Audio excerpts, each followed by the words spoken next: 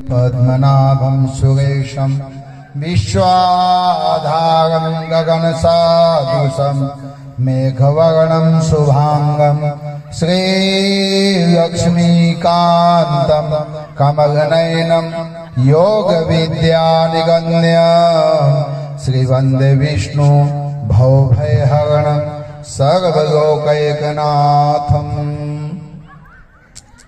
આજના રોજ જ્યારે ભદ્રોત્સવમાં આપણે બધા ભેગા થયા છીએ અને એમાં માનવંતા બધા મહેમાન તો આવ્યા જ હોય, કારણ કે આજે તો ફરજિયાત બધાને આવવું પડતું હોય, અને જે મંચસ્થ સંત ભગવાન બધા અહીંયા બિરાજમાન છે એ બધાના ખૂબ અહીંયા સ્વાગતને સન્માન છે।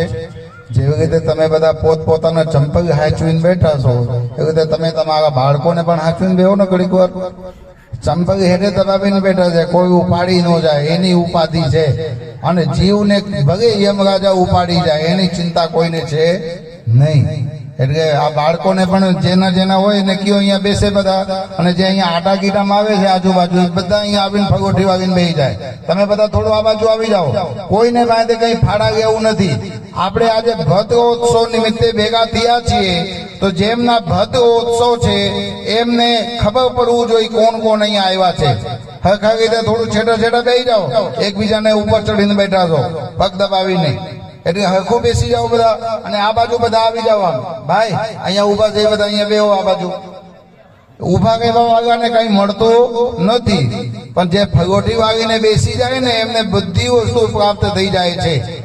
એટલે અત્યારે ક્યારથી આપણા આ જો નાની ઉંમરના છે રામાનંદી છે, સાધુની કોઈ ઉંમર નથી હોતી, જ્ઞાન જેવડો આપે ને એવડો હોય છે।